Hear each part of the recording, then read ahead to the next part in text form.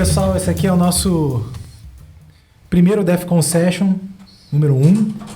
Nós estamos aqui hoje com o pessoal do Instituto Defesa.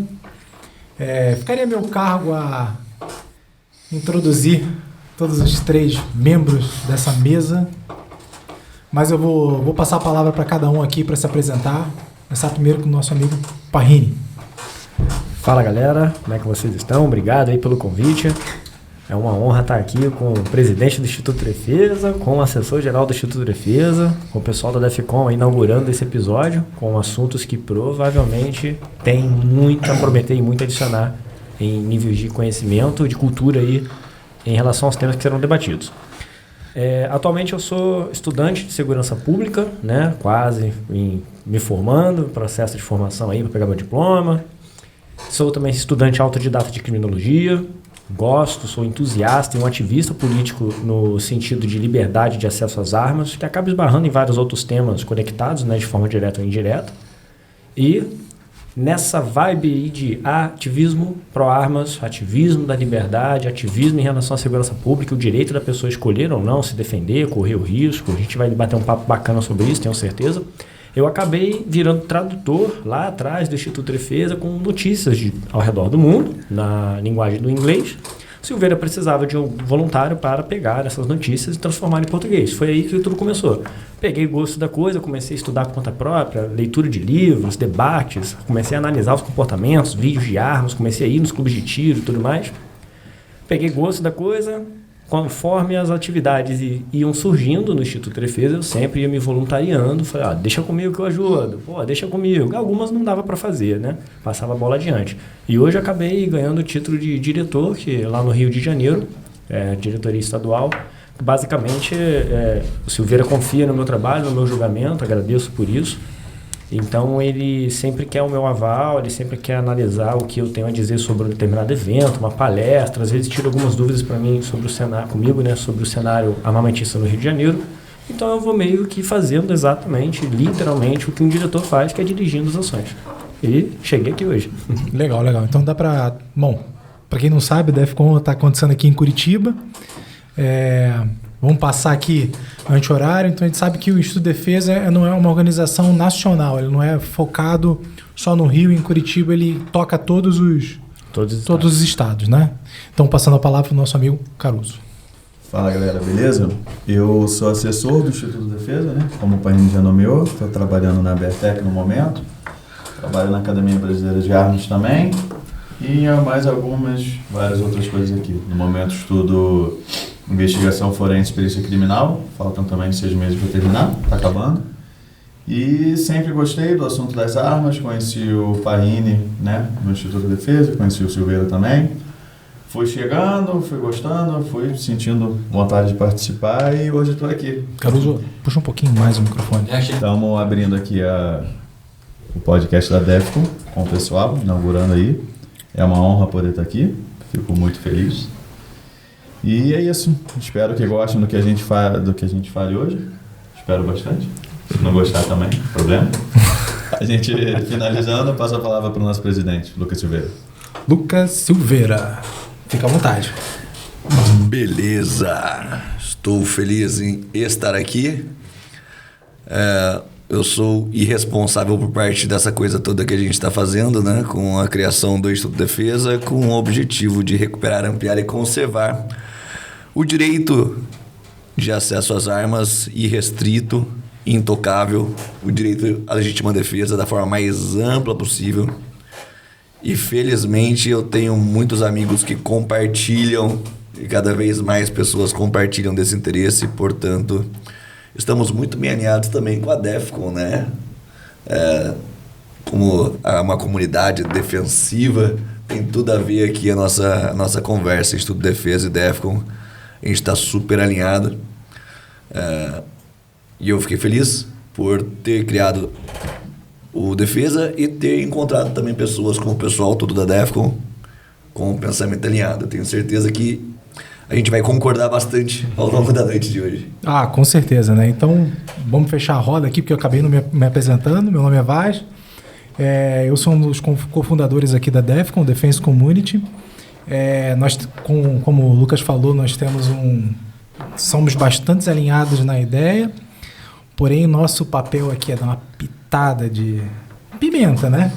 Fazer um pouco do papel do advogado diabo, fazer aquelas perguntas que geralmente não chegam direto, né?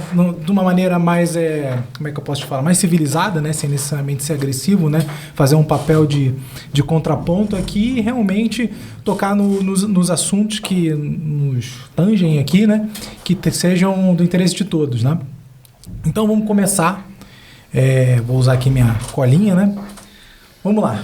Fica à vontade, quem quiser falar, não temos ordens, é como se fosse um bate-papo bem tranquilo aqui, bem livre, né?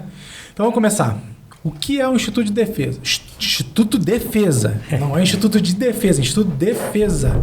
Eu vou fazer essa gafe algumas vezes aqui, porque é fácil isso aí. Natural. Então, palavra para vocês. Quem quer começar? Eu voto no Parrini. Eu? Parrini, nosso orador. Simbora, meter bala. O Instituto de Defesa é uma organização formada de cidadãos para cidadãos. O que nós temos como principal objetivo? Recuperar, ampliar e, depois de ampliado, conservar a liberdade de acesso às armas.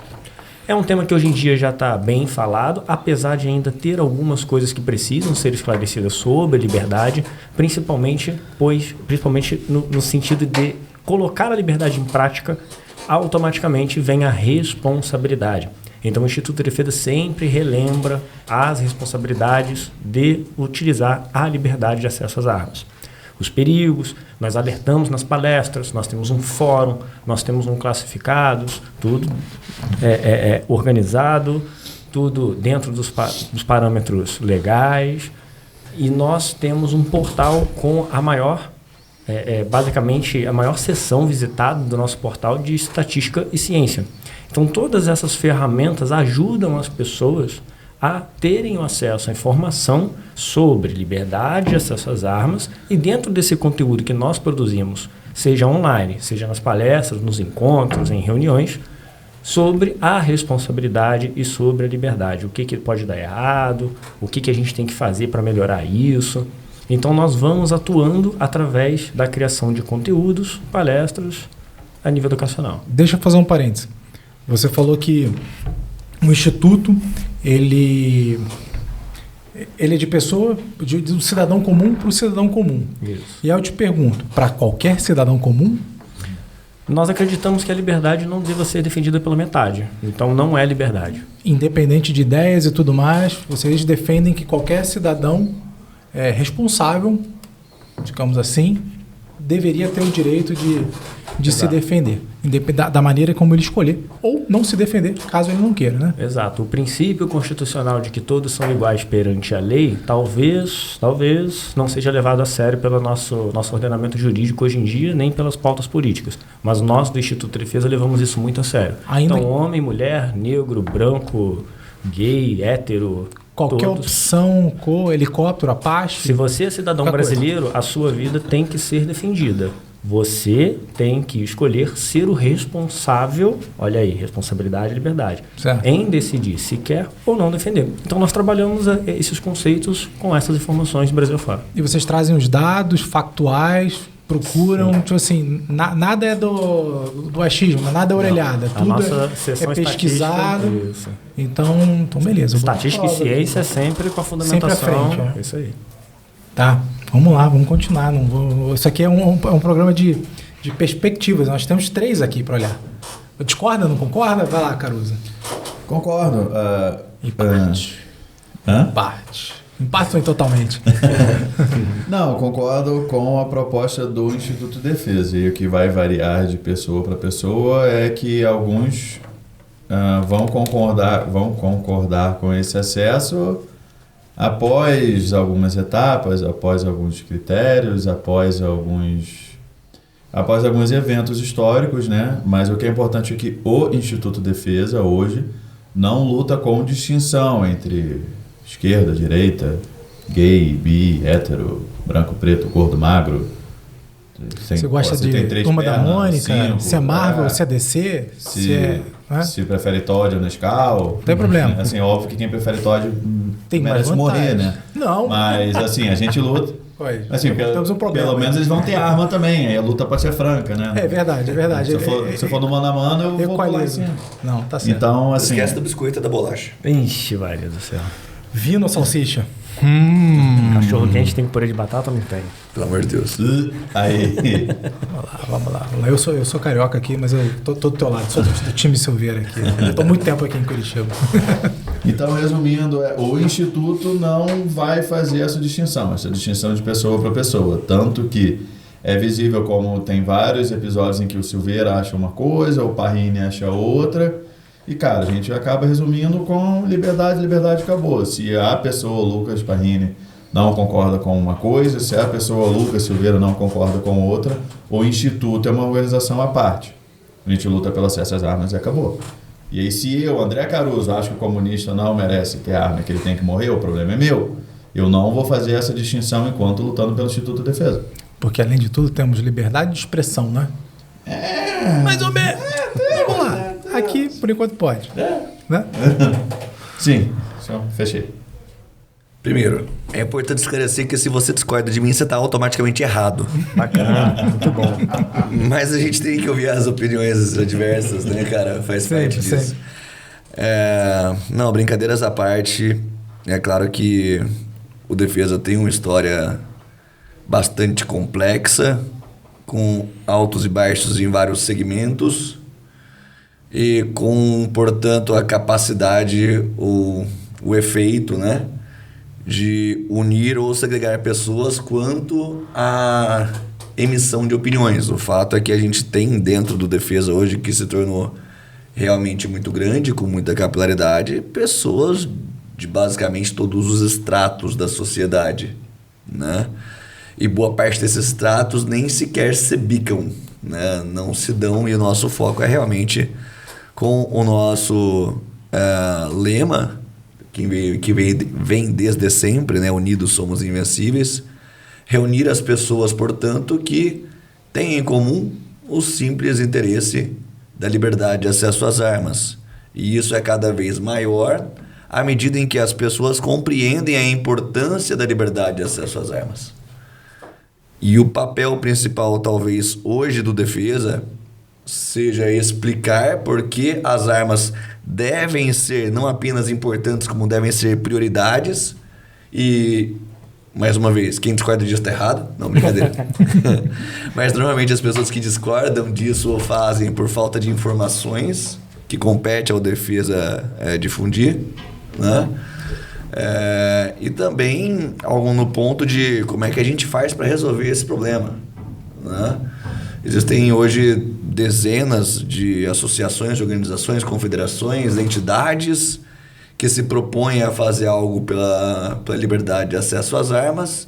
Muitos deles fazem isso de maneira distinta, né? E o que é válido, né? O Defesa tem um ponto bastante... uma forma de ação bastante agressiva em relação a isso, por compreender exatamente a importância do tema.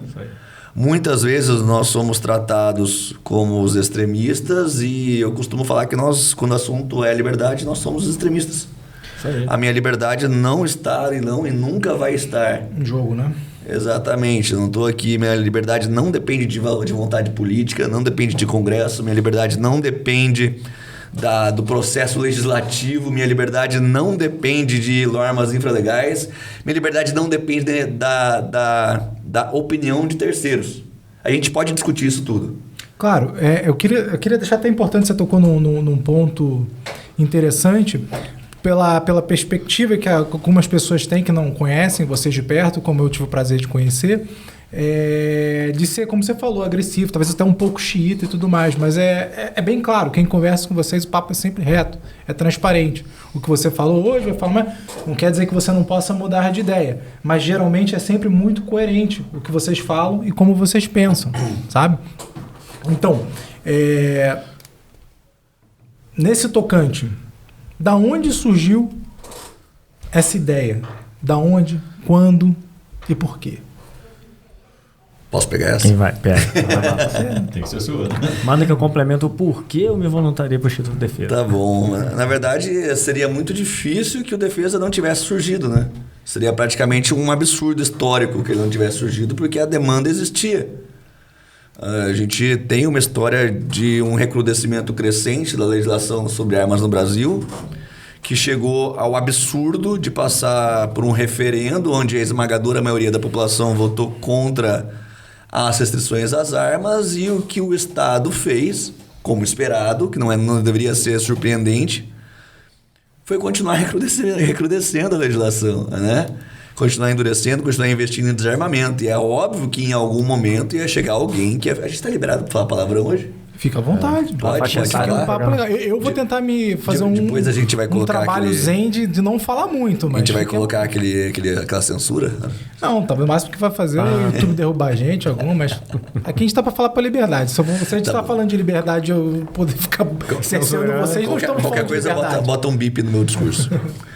Como eu ia dizendo, é impossível, portanto, que alguém não ficasse puto pra caralho. Pronto, falei. Em ver o que estava acontecendo e tentar, de alguma forma, fazer algo relativamente organizado. Foi de onde surgiu a defesa, vendo os desmandos do Estado em relação à população que formalmente já tinha utilizado todos os meios possíveis para manifestar a vontade. E hoje a gente tem essa briga ridícula ainda, enfim, que não deveria existir, do papel, essa discussão entre desobediência civil e o pessoal que defende a legalidade estrita, é um papel ridículo, porque a gente já passou por isso tudo, cara. Quando é que a gente vai aprender, né? Que a liberdade não depende dos outros. Insistindo no erro. Né? É murro e ponta de faca, né? Deixa eu fazer o papel do advogado diabo aqui. Vocês têm realmente esse moto, né? Desobediência civil. O que você entende como desobediência civil? Eu acompanho vocês, eu sei que existem as leis e todos são cidadãos de bem, né? Todos são ordeiros. E eu pessoalmente nunca vi vocês fazerem uma loucura, muito pelo contrário, né? Até tá aqui com a camisa da ABA, presidente da ABA também, né? Então é um cuidado, um esmero com a parte de responsabilidade, de segurança, que parece até uma contradição, né? Porque eu entendo que o discurso tem que ser esse mesmo. Eu acho que tem leis estúpidas, porém eu, como cidadão, dentro da normalidade, vou tentar, dentro do que é razoável, que não ponha a minha vida em risco, segui-las, obviamente, né? Como a gente conversou, vai ser, né? Se existe uma lei... Um estado de necessidade tem que ver o que vai fazer. Aí, meu irmão, aí que impera a lei da selva, como é que se diz? Aquele filme do Guy Ritchie, né? Ficar vivo. Quando o leão tem fome, ele só tem uma lei, ele come, né? Continua, desculpa. Não, o exemplo que eu falo sobre desobediência civil e a legalidade estrita é a seguinte... esquece um pouco as armas e vamos falar de futebol, porque é o tema que o brasileiro gosta de falar. Boa. Eu não gosto, mas é de conta que eu gosto. Também não sou muito fã, não. Mas vamos lá. Então imagina o seguinte, você está na final do campeonato mundial, aos 45 do segundo tempo, tá 1-0 para o seu time, e no final do segundo tempo o teu adversário está indo sozinho em direção ao goleiro com a bola, e se ele empatar, o empate dá o resultado para ele. As regras do futebol são muito claras. Você não pode fazer falta. Mas as faltas existem. Qual é a tua obrigação como jogador que tem a vontade de vencer o jogo? Você precisa fazer falta. Certo. As leis, assim como as regras do futebol, são as regras do jogo. Só que quando a gente fala de leis, o que está em jogo é a sua liberdade, é a sua vida, a incomunidade da sua família. Se no futebol você pode pensar sobre o fair play, não, tudo bem, eu vou ser um bom jogador, quero fazer um espetáculo legal, deixa ele ganhar. Quando o assunto é a tua família, é a tua liberdade, você não tem tanta maleabilidade sobre o que fazer. Você precisa, mais uma vez, repisando o que o Parrini falou, ser responsável pelos seus atos, ser responsável pela sua vida, por quem depende de você e assim por diante. A vida da sua família não pode estar na mão de Brasília. Este é o ponto central da história. No final das contas, dá para pensar que você é a primeira e a última linha de defesa da sua família. Não tem dúvida disso, né? Beleza. Vamos continuar então. Fala. Perfeito, perfeito. O que eu acho legal sobre a desobediência civil é que ela é presente em qualquer matéria de direito que você faça. Quando você vai ler Fundamentos do Direito, uma das primeiras coisas que você aprende é que uma lei ela só é válida se a população seguir. Existem leis inócuas, são leis que existem, até tentei pesquisar aqui, porque de cabeça eu não sei, mas eu não consegui. Temos aqui, ó, temos um nosso Google Man aqui, se você precisar. Que existem diversas leis inócuas que a população caga e anda, mas que é crime. E eu me pergunto por que você ser proibido de se defender. O que é bem tesão do Instituto é que não é só a galera que quer andar armada porque quer atirar em bandido na rua.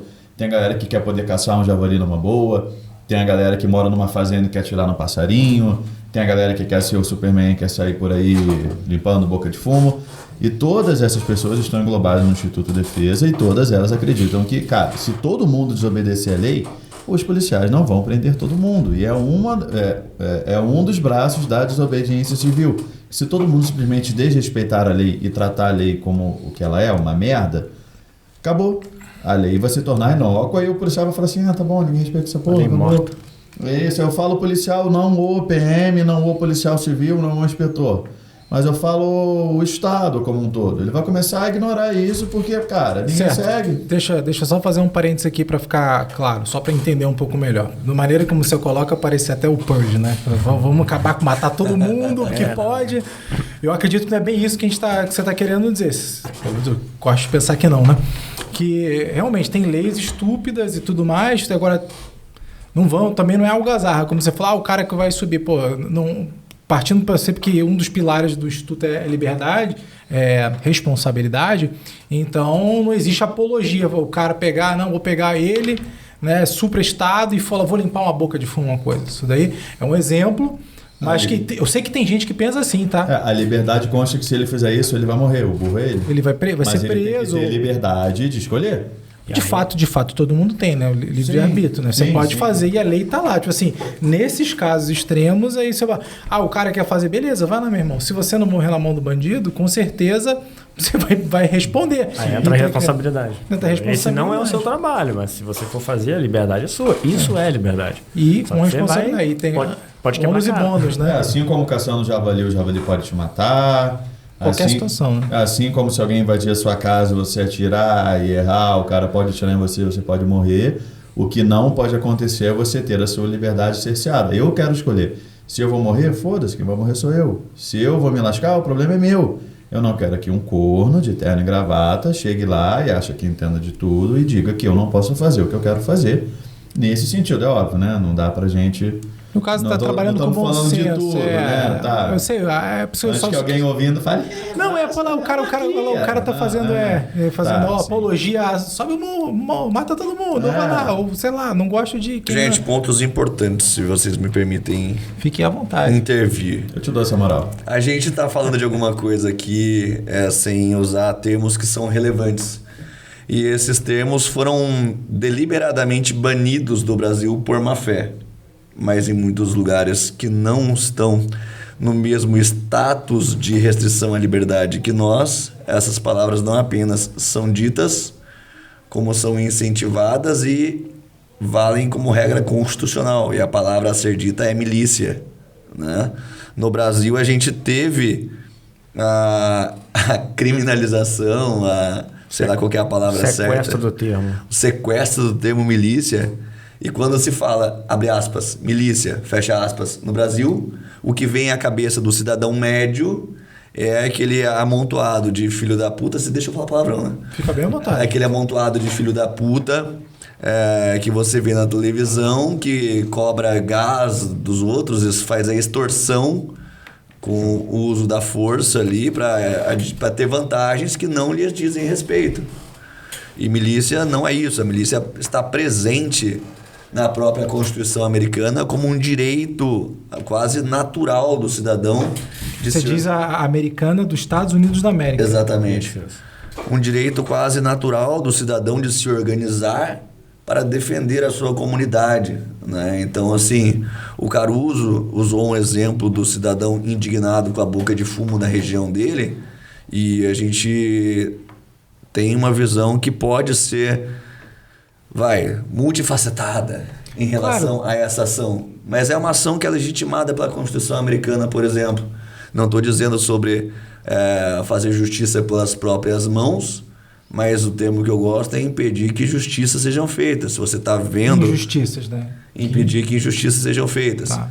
Se você está vendo ocasionalmente aquela boca de fumo na frente da tua casa, está levando as pessoas a morrerem, a acabar com a sociedade, a tua comunidade mais próxima, é a sua responsabilidade, antes de ser do Estado, de cuidar da frente da tua casa, cara. E eu vou dar um adendo. É disso que se trata a milícia, é disso que se trata a liberdade. Para dentro da vida da pessoa, do cidadão. Um exemplo um pouco mais emocional para ver se o pessoal entende isso. Sua filha foi sequestrada, está na boca de fumo, frente à sua casa. Você tem 50 pessoas armadas, você tem uma Constituição que te permite agir em legítima defesa, formar grupos armados pela manutenção da paz do Estado. Isso é a nossa Constituição brasileira? Um caso hipotético. Basicamente copiando, né, a segunda emenda. Ok. Você vai sentar e vai esperar a sua filha? Não, Vai claro. sentar e esperar? Às vezes a pessoa está tão desesperada. Cara, Não, às vezes não existe salva tempo, né? minha filha ou não salva? Eu vou ficar sentado esperando? São situações limítrofes, né? Mas independente dela de ser verídico ou não, elas podem acontecer. E acontece com uma certa frequência, talvez não apareça tanto pela mídia, porque a mídia não tem interesse de mostrar, a menos que tenha algum interesse, infelizmente, político, né? A ideia até desse podcast, desse programa, não era ser muito político, mas infelizmente a gente não tem como entrar nesse tema sem encostar na parte política, né? Para você ter ideia de como que é antigo, existe uma frase que Leonardo da Vinci escreveu que diz que que diz que aquele que não pune o mal comanda que ele seja feito. Uhum. Isso o cara escreveu lá em, sei lá quando que ele viveu, eu sei que tem um tempão, 1400, 1500, eu acho. Depois a gente faz o fact-check. Por aí. E isso escreveu, isso aí eu até procurei especificamente, eu achei... Você vai encontrar citações mais antigas nesse sentido. Claro. Desde o Egito Roma, antigo, pelo menos. Bem antes de Roma. Mas é porque Leonardo da Vinci todo mundo conhece, porque já viu no filme, já leu alguma coisa, já leu no livro Código de história. Então. Essa pegada do sequestro da filha é uma porta de entrada para uma reflexão muito maior em cima de um perigo muito maior, que é o Estado. A questão de você ter liberdade de acesso às armas não é contra o bandido, assaltante, o extorquista, é contra o Estado. A segunda emenda eu sei que foi feita por causa disso, não é por causa, não é para você se defender de bandido. Os próprios juristas se perderam no percurso, né? Então a pessoa já começa a refletir que a gente muda a lei, nós vamos para a rua palestrar, nós vamos para a rua nos manifestarmos, nós vamos dar palestra, a gente faz tudo o que for no sentido político, legislativo, no político com o vizinho, que é a política ali crua, né, no dia a dia, cultural, educacional, técnico, tudo isso. Só que tudo isso pode falhar e você vai ter que escolher o que você vai querer fazer. No caso de uma ditadura onde o Estado é o inimigo, você vai ficar sentado esperando, igual você ficou no caso hipotético da filha, você vai ficar esperando a boa vontade do Estado que está implantando uma ditadura, não faz o menor sentido. Então a gente sempre alerta. Todas as frentes de batalha são válidas. Mas o que você vai fazer quando todas elas falharem? Desobediência civil. Ou você vai esperar a morte sentado? Não, né? dá para usar essa reflexão, entendeu? O pessoal dá começa a pensar. De exemplos recentes a própria Primavera Árabe, né? Ucrânia, né? Eu ia dizendo aqui, Vaz. Venezuela também, como exemplos de desobediência civil que quando a gente olha de fora, todo mundo bate palma. Mas quando você vê dentro da sua casa... Não, peraí, você não. Peraí, assim não. O Oscar Pérez foi na frente, todo mundo mandou ele ir na frente. Ele foi na frente, ninguém foi atrás. É outro alerta também. É importante também que a maior arma, perdão o trocadilho, que a gente tem para lutar isso, não são de fato nem as armas de fogo, né? É informação. É isso aqui que está sendo feito, é essa conversa, entendeu? É tentar desmistificar um pouco o que é e perder um pouco dessa... eu estou jogando algumas coisas, fica até um pouco difícil, porque hoje, como você falou, eu realmente corroboro bastante com as ideias, mas é importante a gente botar as questões de terceiros, né, das dúvidas, né, mas, poxa, quanto vale a vida do outro, até de bandido e tudo mais, mas é uma vida, sim, de fato é, mas até que ponto, né, vale você botar a sua na frente do outro, né? Pois é. Você tinha Não, eu estava dizendo que os juristas se perderam no meio do caminho, né? Quando o assunto é a defesa do cidadão contra o Estado, né? Muito o Estado democrático de direito que nós temos hoje nasceu exatamente para defender o cidadão contra o Estado. Quando você estuda a Constituição, você aprende gerações de Constituição.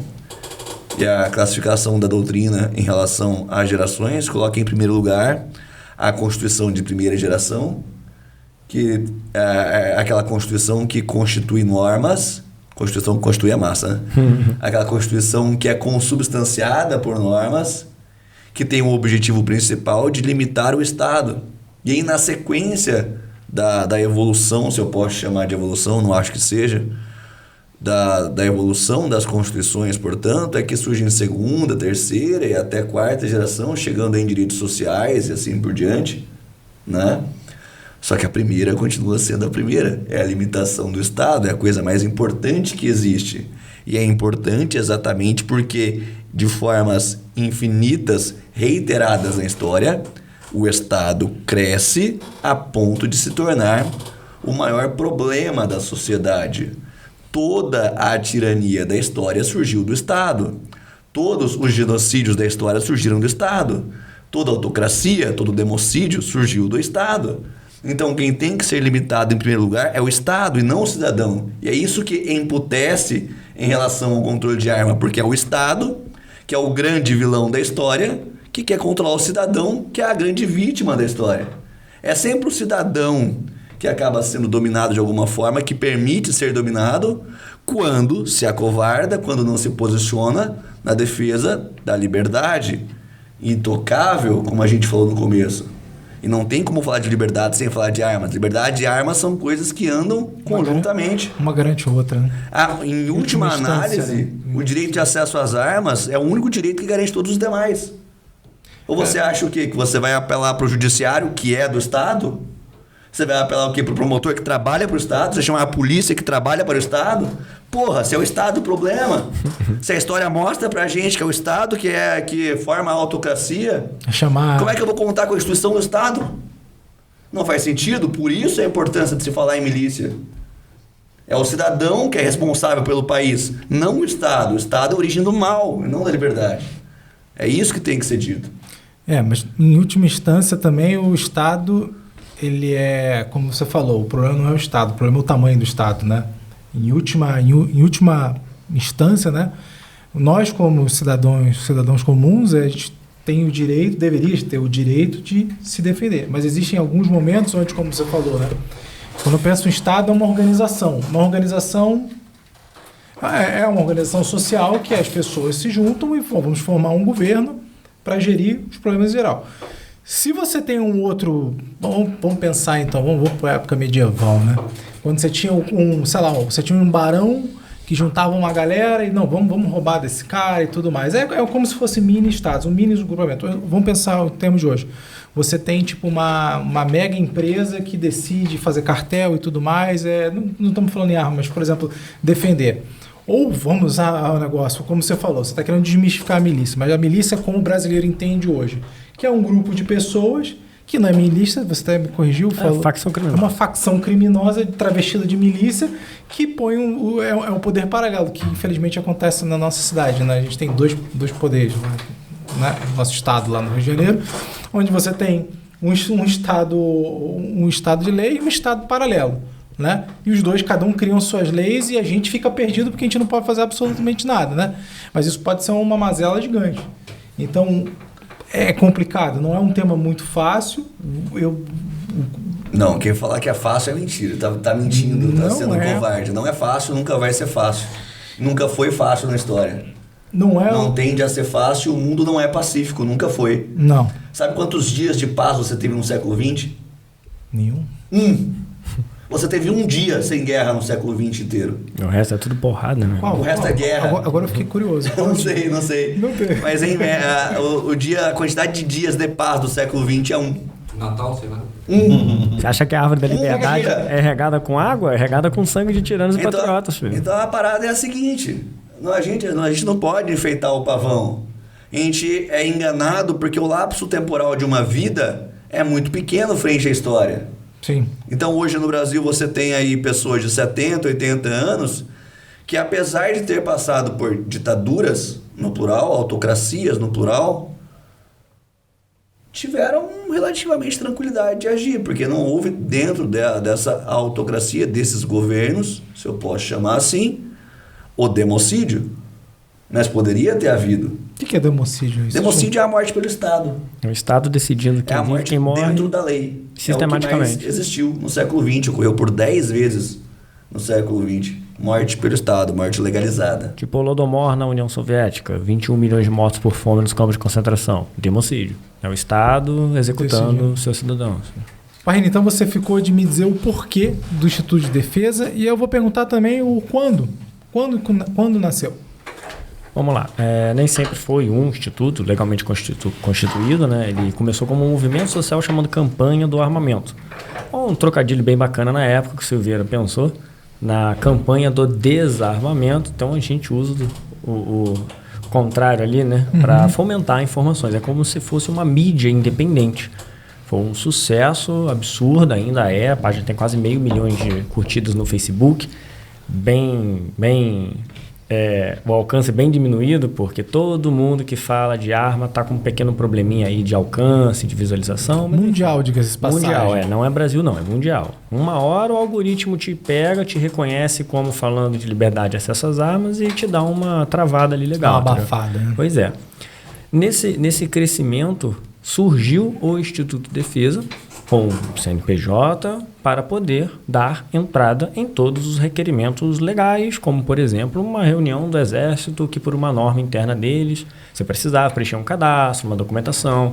Não é só você sentar e dar um podcast, por exemplo. Ninguém pediu meu CNPJ, né? Eu não precisaria ter uma empresa, correr para legalizar uma empresa para fazer um podcast aqui com vocês.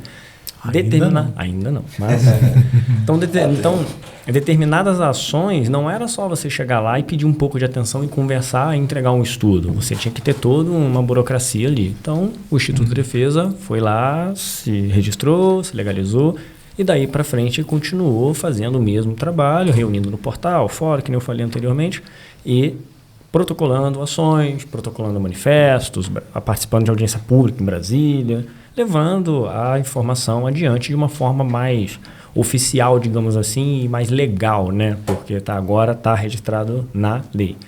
Surgiu isso em 2014, não foi, Xará, mais ou menos? A campanha do armamento, 2013, 2014. A gente começou a existir de fato em 2009. Nós formalizamos o CNPJ, salvo engano, 2012. Tá, então foi isso, essa linha do tempo. Eu tinha falado para ele anteriormente que era mais ou menos 2014, CNPJ 2015. Então é mais antigo ainda do que eu imaginava. Vale lembrar ali que em 2012 a gente já tinha aí por meio do ativismo, o acesso a Brasília, já tinha previsto o projeto de lei que propunha revogar, a gente já tinha feito essa coisa toda, né? Perfeito. Então, deixa eu fazer um parênteses aqui, bem rapidinho.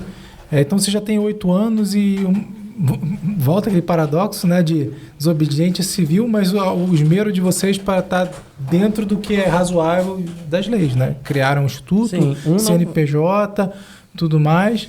E o mais legal, então você como cidadão ou como instituto, você pode propor lei. Você não precisa necessariamente ser um político para tentar emplacar algum projeto de lei. Você só precisa... Um não exclui o outro. Quando a gente fala em desobediência civil, a gente não está falando para a pessoa parar de seguir todas as leis e viver igual um bicho solto na rua. Né? Não é assim. Um não exclui o outro. O que nós alertamos é, tudo isso aí que você está fazendo falha. Você não vai... Se o cara pular o teu muro, não, exemplo de um bandido, ou numa ditadura, quando o pé do Estado bater na tua porta, você não vai se defender com uma enquete política. Você não vai se defender com um site da Câmara. Você não vai se defender com a pomba branca, uma camisa branca, com um berrante. Você não vai se defender com nada disso.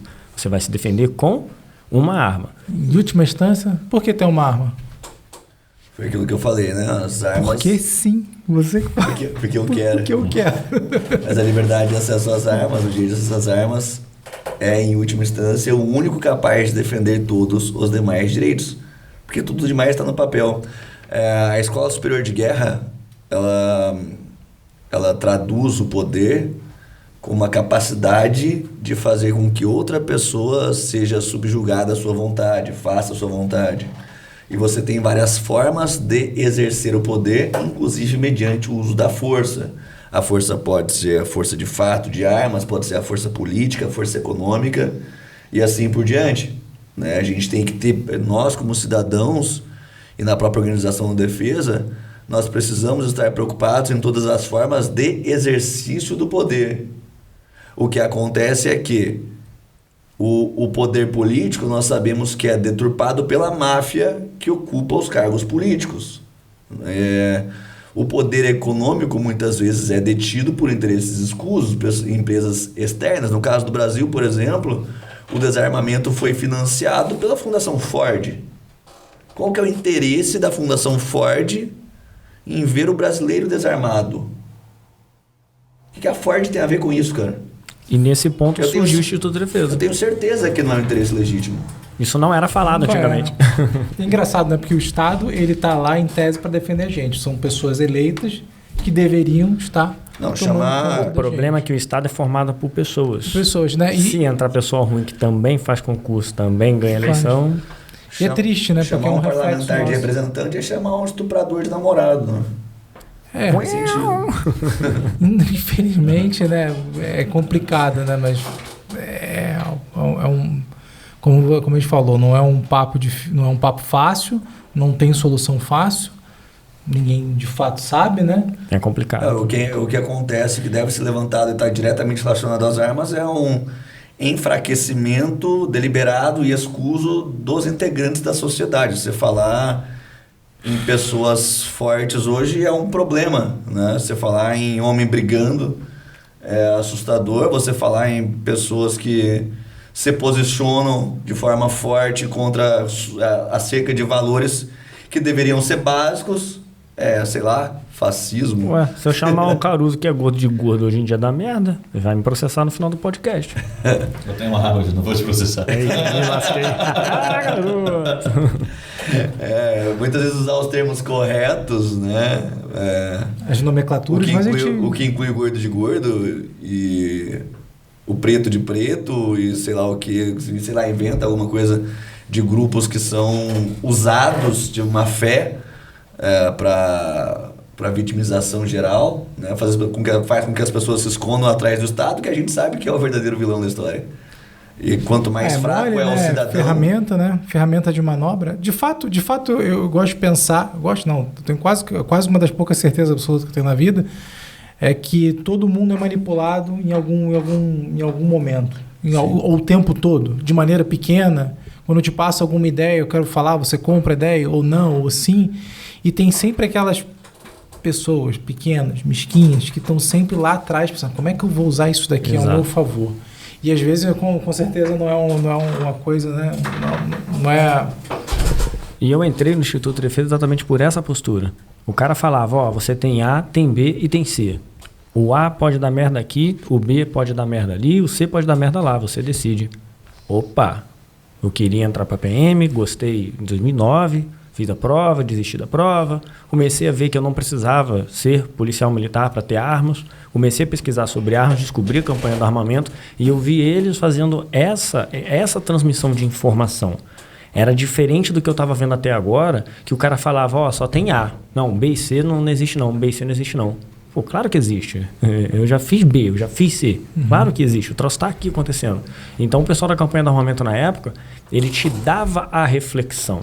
Ele te dava um alerta. Ele te colocava as alternativas, te dizia o que pode dar errado, o que pode dar certo, e te falava o seguinte, você decide. Se a partir do momento que você dá para o Estado o poder de decidir, a sua prova de tiro foi muito ruim, você não está autorizado a ter armas. Isso não é liberdade, isso é controle. Liberdade não se pede. Ou você conquista, ou você ganha. Para ganhar, alguém que detém ela tem que te dar. Vai ficar contando com o pessoal te dar? Não vai, você tem que conquistar. Como que você conquista? Como o Silveira falou, você tem um exercício do poder. Esse poder vem de várias formas. Todas as formas eu acho super válido. Com um alerta de que o poder exercido da política, da manifestação social, da cultura, educação, né? Todos esses pontos, uma hora podem falhar. Vocês têm que ter a noção, um bom senso de que já falhou na história, porque um democídio não acontece da noite para o dia, ele vem dando sinais. O desarmamento é um principal deles. O povo não reage, é executado, né, nos dias seguintes. Veja a Venezuela recentemente aí, né? Até a própria Ucrânia, né? Olha como é que os caras estão lá agora. Então a gente sempre faz essa reflexão. E lá atrás, quando eu vi isso, falei, pô, finalmente alguém que fala o que eu penso. O segundo ponto foi, finalmente alguém fala que eu não tenho que ficar esperando político para defender minha vida, porque isso não faz o menor sentido. Isso vale para tudo, não só para armamento, né? Armamento é em última instância. Eu não tenho que esperar o político fazer nada para mim, cara. Eu não sou retardado mental, eu não sou aleijado, eu não sou idiota, eu não sou fraco. Eu nasci gritando, eu cheguei nessa porra desse mundo gritando. Eu vou viver gritando e dando porrada para fazer o meu caminho, entendeu? Não tem que ficar dependendo desses caras. Vou mudar, vou fazer tudo que eu tiver ao meu alcance para que uma lei seja boa, que aí se uma lei for boa, tá todo mundo dentro dela, nem precisa andar do lado nem fora. Mas se vocês falarem que quando um cara pula o meu muro, eu tenho que ficar esperando meia hora para receber ajuda, e eu tenho que trancar a porta e ficar rezando, soltando pomba branca no cara, foi mal. Eu não vou botar minha vida em risco por causa disso. Então esse é o alerta que a gente faz. E a gente sempre alerta das consequências. Isso não quer dizer que se acontecer, vai ficar tudo bem, você vai ganhar uma medalha, não. Tem uma série de consequências depois. Você vai ter problema. Pois a gente alerta as pessoas vai ter problemas. É escolher o tipo de problema que você vai ter. A gente vai alertando, vai ter dor de cabeça, vai gastar dinheiro com advogado, vai dar o trabalho. Mas pelo menos você está vivo, porque morto não gasta dinheiro nem vai prestar depoimento, entendeu? No cemitério ninguém sai. Entendeu? Então, esse ponto do Parrini, primeiro ele falou que fez prova para PM e não passou, mas ele é P2, tá, galera? Eu vou acabar parando na Stolenval. Por exemplo, que a gente sempre vai ter problema, é um ponto super válido. Quando você pega um livro comum, tipo, sei lá, do Jordan Peterson, de 12 regras para a vida, ele fala especificamente. Todos vão ter problemas. Isso é uma coisa bem óbvia. Muito Só bom, é um ou outro, sei lá, que é bilionário, que o cara não tem problema, que o cara tem tudo. E ainda assim ele vai ter alguma infelicidade na vida dele. Claro que tem, né? Só que no Brasil, especificamente, a gente tem poucos casos históricos, de 1500 até hoje, de quando a galera se juntou, meteu a mão e falou, nessa porra aqui é nossa, acabou. Quando a gente faz um paralelo com os Estados Unidos ou com Polônia, onde a galera tem arma e pega arma, gosta de arma. E história diferente da nossa também. Né? Sim, não só em arma, de independente, por exemplo. A galera lançou um Camaro, por exemplo, o Camaro tá $50 mil, a gente falou, irmão, essa porra é uma palhaçada. A galera se junta, para de comprar e acabou. O que falta no brasileiro é a disposição de chegar e meter a mão e falar, meu irmão, essa porra tá errada, a gente vai fazer alguma coisa a respeito disso. E não, o vereador que eu votei, aquele ali tá ruim, o cara vai falar, tá bom, foda-se. Espera 4 anos. E nada muda. São só 2 anos de mandato. E nada muda. Então, que é uma coisa que o Instituto e várias outras organizações, várias outras páginas de Instagram, vários influenciadores, várias pessoas tentam fazer, é resgatar esse sentimento e essa noção brasileiro de que ele tem que meter a mão. Porque nenhuma revolução nossa foi nossa. Todas elas foram de pessoas no poder. Instrumentalizadas, né? Queriam ter mais poder, eu não gosto de você aqui, então essa porra aqui vai virar uma república. Cara, essa porra nunca foi nossa. A gente nunca teve o povo no poder. A gente tem uma cambada de arrombado que elege outros arrombados, geralmente por dinheiro, geralmente organizações internacionais, geralmente das famílias mais ricas do mundo, que eles fazem o que eles querem e acabou. E o que a gente tem que fazer é pegar essa noção de que não é para ser assim. É a gente que trabalha, a gente que fica 10 horas por dia na empresa, é a gente que cai no buraco na rua, é a gente que paga imposto, a gente que vai no mercado e compra as coisas. Não é o cara que está lá em cima. O cara que está lá em cima, ele não faz nada. Ele fica o dia inteiro comendo lagosta que a gente paga.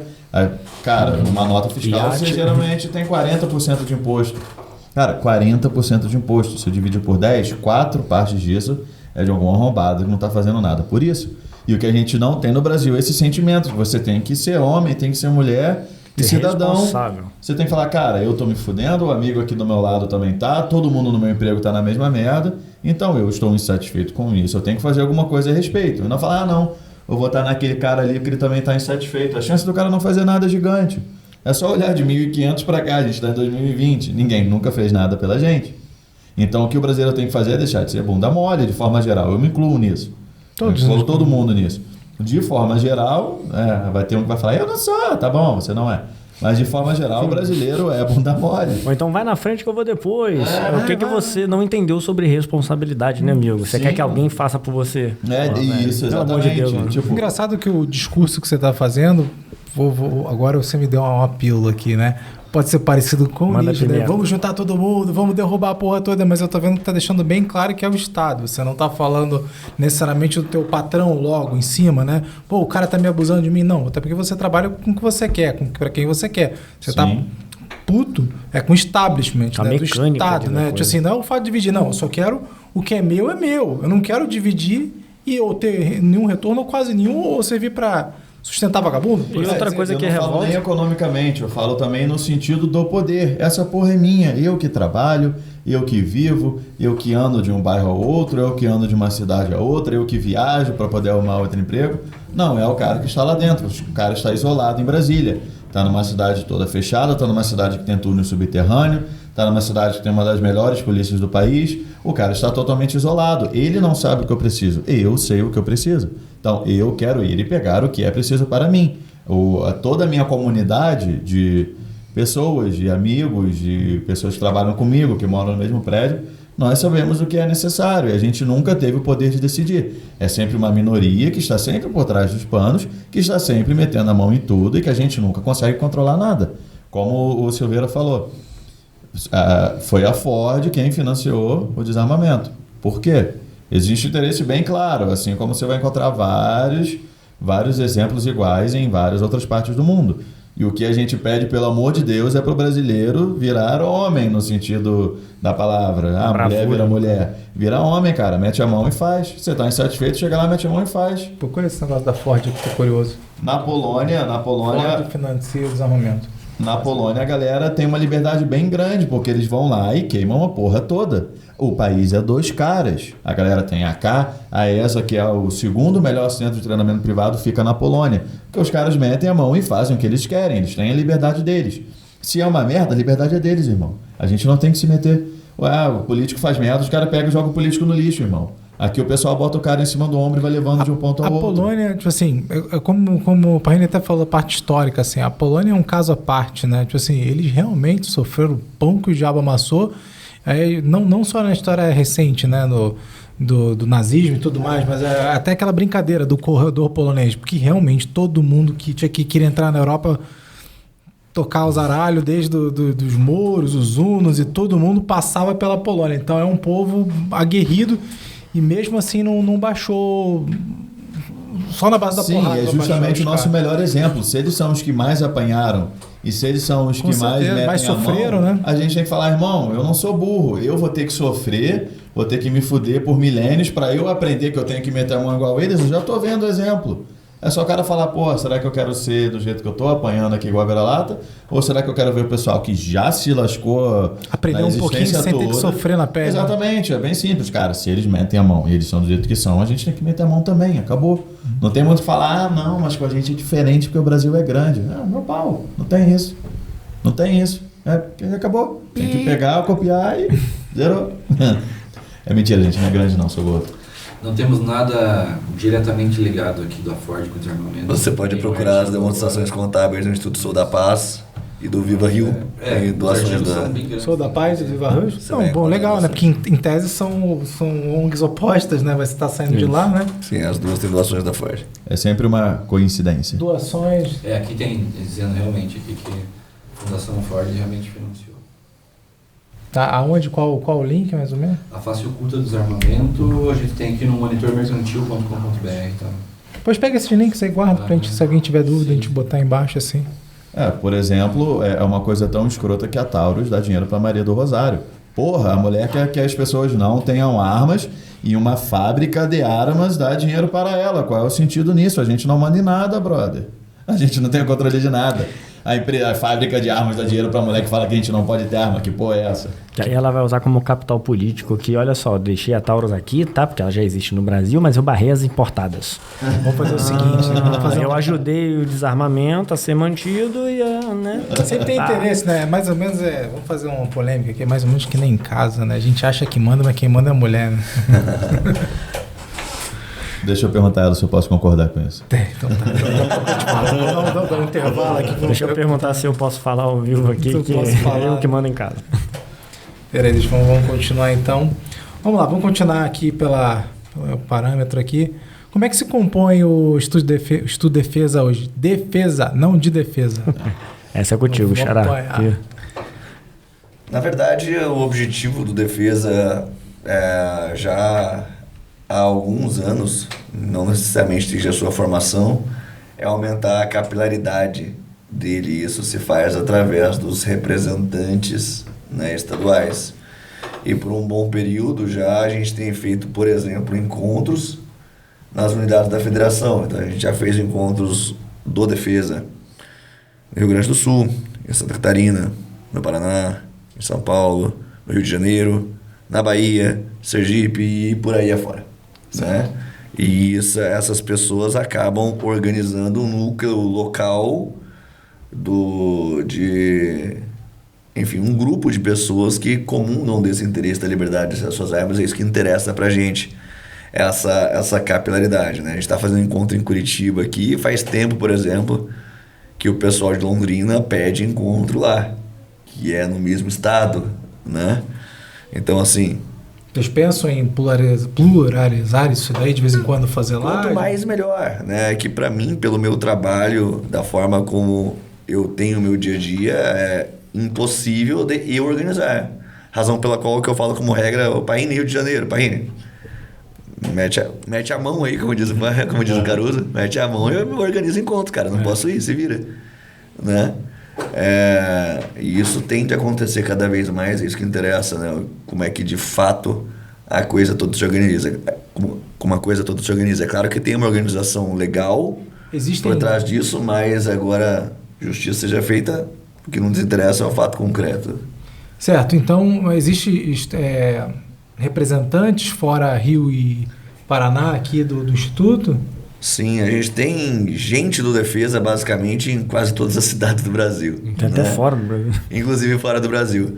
É claro que a organização desses locais varia em maior ou menor grau, né? Nem todo mundo tem disponibilidade, tempo, vontade de se organizar, fazer qualquer coisa no sentido de organizar a liberdade de acesso às armas. Mas tem, né, basicamente em todo o Brasil, alguém aí que conheça e defenda as mesmas ideias ou as ideias do Defesa. Certo. Esses encontros são muito bons porque mais da metade, pelo menos no Rio de Janeiro, das pessoas presentes são pessoas fora do meio das armas, que tem um filho que é policial, que tem um marido que é do Não exército, necessariamente ligado. que agora quer aprender a atirar, quer saber como é que é, chegar lá, ver a palestra, ver a história do desarmamento no Brasil, do mundo, ver a coisa acontecendo. Tem o Gun Experience, né, que seria uma experiência de armas, uma degustação, né, de arma de fogo, a experimentação, a utilização. Nossa, não é esse monstro de 7 cabeças que pintaram para mim. Eu falei, pois é, vamos trazer a galera para cá e os O eventos... sujeito que tem acesso à informação mais básica da história do desarmamento e continua defendendo o desarmamento após isso, não preciso não tem jeito. Eu preciso de um adjetivo para esse cara, não tem no meu dicionário, não inventaram um palavrão pesado o suficiente para esse camarada. E muita cara. gente pede isso. Pô, faz um aqui na minha cidade, porque tem muita gente doida para saber sobre armas e tal. Então tem muita demanda para isso. Certo. Tem muita gente interessada ainda. Inclusive, eu vou fazer um gancho aqui, o encontro está acontecendo semana que vem mesmo, né? Por isso que eu tenho essa mesa aqui cheia aqui das cabeças, né? Então é dia 28 agora? Nós temos o terceiro encontro do Defesa no Paraná, dia 28 de novembro.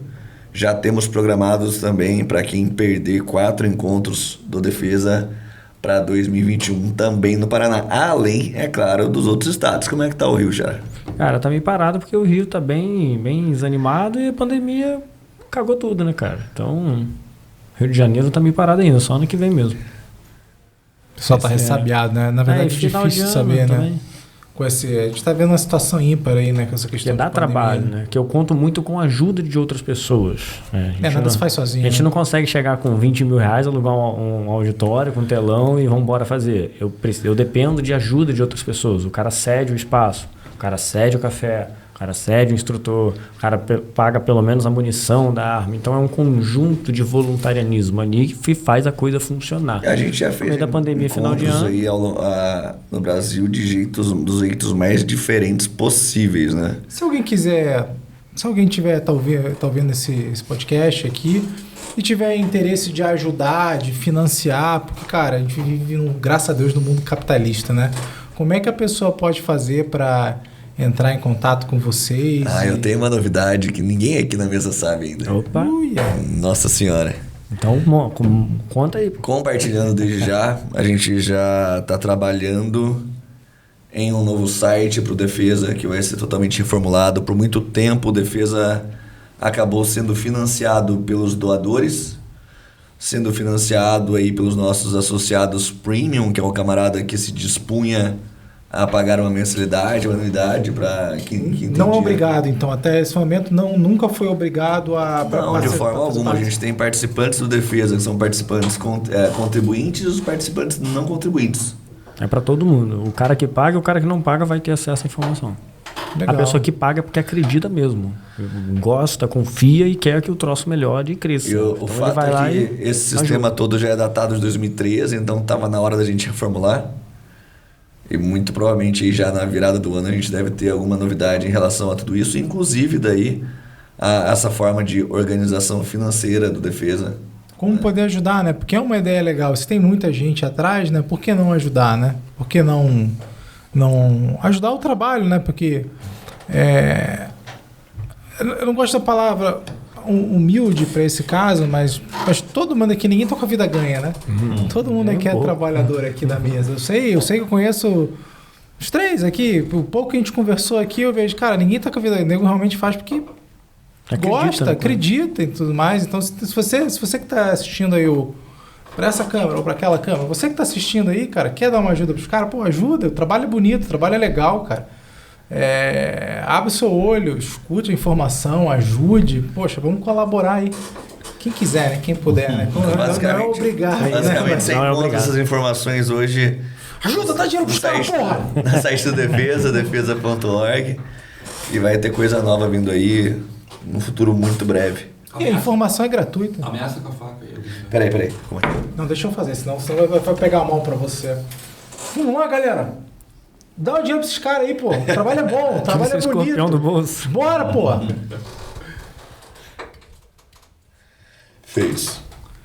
Feito um merchan. Não, aconteceu no meio porque realmente eu acho muito legal. Isso acho que é interessante, né?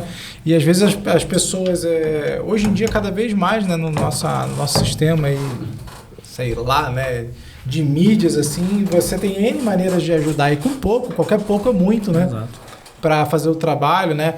Como você falou, né? Pô, como é que eu vou levantar dinheiro? Pô, não vai ficar chupinhando, nem enchendo o saco das pessoas. Mas se você acredita, especialmente na nossa cidade, né? Que deveria, mais do que um desejo, é uma necessidade básica, né? Infelizmente, se tem algum lugar no Brasil onde você tem a probabilidade de acontecer com você é maior, infelizmente é no nosso Rio de Janeiro, né? Vulgo Rio de Janeiro, né? Rio de Janeiro. Não é para amadores. Pô, dá dó, né? Que é uma terra muito bonita, né? Pô, mas mesmo assim, né? Enfim, vamos continuar, porque o nosso assunto é Instituto Defesa. Manda bala. Próxima pergunta aí. Vamos lá. Acho que me respondeu, mas vamos perguntar aqui o que eu acho que é interessante, talvez o ângulo da pergunta, né? O que o Instituto Defesa faz para a sociedade? Isso é profundo, hein? Quer pegar? Eu posso fazer alguns exemplos. É meio que uma... Na verdade, né, o que ela faz depende, está diretamente relacionado com o nosso objetivo precípuo e estatutário. Qual que é o nosso objetivo? O Barrini falou logo no começo, né? A gente tem um objetivo de recuperar, ampliar e conservar o direito de acesso às armas e o direito à legítima defesa. Essa pergunta a gente não pode ter dúvida para responder. Claro. É isso que a gente faz. E a pergunta, a segunda parte da pergunta é: como é que a gente faz isso? E o que responde também a indagação sobre o que o Defesa faz para a sociedade. Então, assim, pensa comigo. Eu chego nos encontros de defesa e pergunto: cara, o problema é esse aqui, a gente tem restrição de acesso às armas, como é que a gente resolve? Daí, basicamente, eu sempre tenho as mesmas respostas. Eu faço isso há 10 anos, cara. Muda a lei. As respostas são sempre as mesmas, né? Aí o camarada fala, a gente tem que difundir a informação. Então, a defesa difunde a informação. A gente tem que votar em quem é armamentista. Então, tá, a defesa desde sempre organiza os candidatos que se posicionam de forma pró-armas. A gente tem que... Independente de partido. Se o cara tá no programa dele que isso... O nosso critério, desde sempre, né, foi um posicionamento aberto relacionado à liberdade de acesso às armas. A gente tem, ainda hoje, no site que hoje é antigo, né, um cadastro ali desses posicionamentos de forma pública. Né? Não adianta o cara me ligar e falar que é pro armas. O cara tem que ter alguma coisa nesse sentido. E tem, obviamente, os filhos da puta que precisam ser citados. Eu gosto de citar como filho da puta, por exemplo, o Onyx Lorenzoni, que sempre se posicionou como pró-armas, mas na prática sempre foi desarmamentista. O comportamento sempre foi contra. Exatamente. Isso é um problema pra gente, né? O cara que se posiciona abertamente como defensor da liberdade de acesso às armas, mas quando você vai ver o que ele faz de concreto, tudo contra. Diz respeito à restrição, ao recrudescimento e não à liberdade. Isso pra mim é o pior tipo de político que existe. É o que joga pra galera. Exatamente. Né? O Onyx Mas, meu Deus, ele é ministro do Bolsonaro, não pode falar nada. O Onyx Lorenzoni tá aí para dar o pior exemplo possível quando o assunto é defesa de liberdade e acesso às armas. O Bolsonaro, assim, ele tem a pauta toda... a coisa ferve quando você fala de Bolsonaro, né? Porque ele fez a campanha dele falando sobre armas, mas basicamente ele não fez quase nada dentro do poder dele para mudar o cenário de armas no Brasil. E a resposta que a gente tem hoje dentro do cenário, mas ele tem só 2 anos, mas ele faz, mas ele não faz e o Congresso desfaz, mas ele tem um poder limitado, vai pra puta que pariu, é a função dele. Ele tem muito poder que não foi usado e pra mim também ele não é exatamente o melhor exemplo. As pessoas comparam ele, por exemplo, tentam comparar ele com o Trump quando o assunto é esse, mas o Trump ficou anos-luz à frente dele em relação à defesa da liberdade de acesso às armas. É por isso que os Estados Unidos é os Estados Unidos, não é o Brasil. Né? Pergunta terça que vem, quando voltar de Davos. Então, enfim, a gente fazia isso também. A gente já colocou outdoor pelo Brasil todo, divulgando liberdade de acesso às armas. Outdoor pequeno, a gente metros. Já acessou o executivo dentro do exército, das polícias.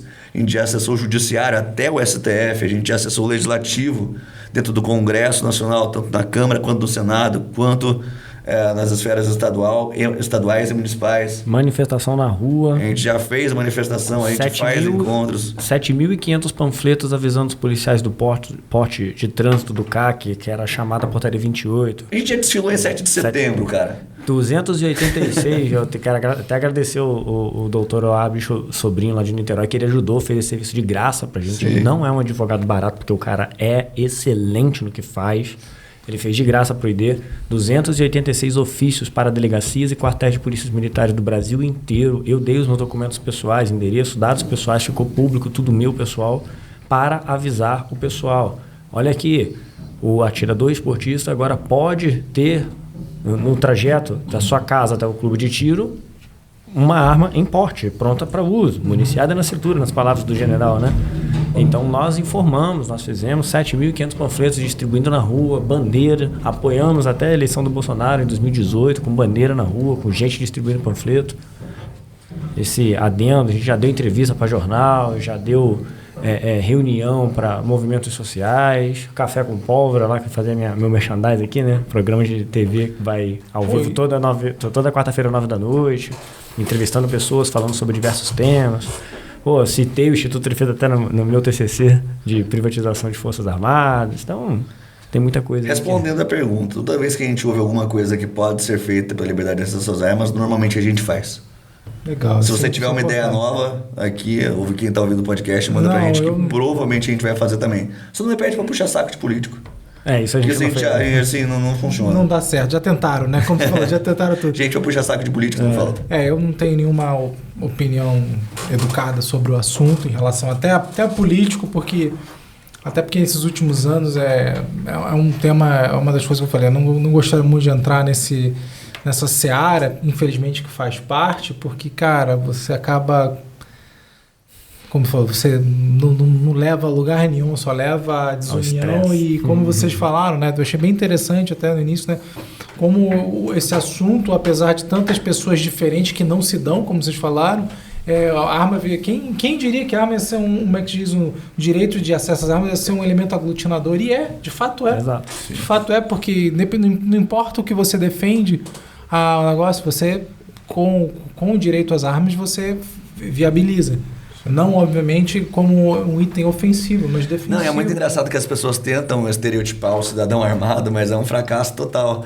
É claro que você tem aquele personagem... Todos têm os caricatos, né? Não, tem, é claro, você tem o camarada ali de calça tática, de barba na cara, né, que gosta de armas, mas aí você vai ver, o cara quer ser um machão. Não sei quem sou, esse aí. E o que tem de gay na comunidade pro armas tem pra caramba, o que tem de mulher tem pra caramba. Idoso, criança, cara, não tem o perfil do cidadão, totalmente estratificado, totalmente heterogênea a sociedade. As pessoas têm necessidade realmente de rotular as pessoas, em geral, né, vou te botar vou te botar esse rótulo, vou te botar nesse grupinho aqui, nessa bolha, para dizer que você é isso aqui. Claro que tem gente que entra na vibe aí, acaba sendo de forma ostensiva, mais pro armas, né? E tem aquelas pessoas que não são assim. Eu conheci um camarada essa semana que definitivamente não se enquadrava em nenhum desse estereótipo, né? Pelo contrário, se você conversasse com ele, você ia ter certeza que ele estaria votando nos partidos autocratas de esquerda. Uhum. E o cara falou da coleção de armas dele, falou de um monte de coisa nesse sentido. E assim, depois de 10 anos eu ainda me surpreendo em encontrar pessoas tão fora do padrão. Positivamente, né? Porque isso é legal. Positivamente, claro. E para provar isso, você pode entrar na maioria dos perfis de Instagram de uma pessoa que é armamentista e olha as fotos do cara. O cara tá jogando futebol com os amigos, tá escolhendo tênis para dar para a esposa, tá passeando com a filha, tá brincando com o cachorro no gramado, tá numa piscina, tá com seta na moto, tá vendo o preço de aluguel, tá viajando, uma foto no clube de tiro com os amigos. Ou seja, é uma pessoa que tem uma vida normal como todo mundo, tem história, tem arrependimentos, tem planos, tem futuro, tem seus erros, seus acertos, tem suas glórias, suas vitórias, suas alegrias e tá vivendo ali numa boa. Ele quer a arma para isso. Para continuar vivendo ali numa boa. Então não cola muito esse rótulo de você gosta de arma, então você é um assassino. Caraca, as pessoas que gostam de arma são as pessoas mais tranquilas e gente boa que você vai ver no dia a dia. Isso é verdade, né? Dizem que uma sociedade armada é uma sociedade educada, né? Dizem, tem esse bordão. Bom, a gente falou sobre o que vocês fazem pela sociedade, acho que isso não ficou claro também, que surjam perguntas, o pessoal coloca aqui nos comentários, né? Agora, vamos para aquela pergunta capciosa, né? O que é legítima defesa? Hoje a gente tem legítima defesa no Brasil? E se todo cidadão estiver armado? Será que todo mundo não vai se matar? Não vai virar uma algazarra isso daqui? Tem que perguntar essa pergunta, né? Porque todo mundo pergunta mesmo, né? Então, meu papel aqui. Pessoal, vai se matar? Se todo mundo tiver arma?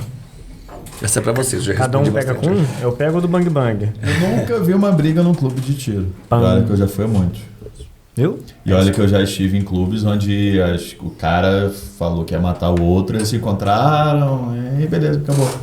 Tá, então eu vou jogar uma aqui pra não ficar tão curto assim, caso... Não, é claro que eu não dei uma resposta, eu dei um pequeno exemplo. Eu dei um exemplo pessoal que é óbvio que não reflete toda a realidade. Eu tenho outro também, se quiser. Deixa eu soltar um primeiro e vocês comentam, tá?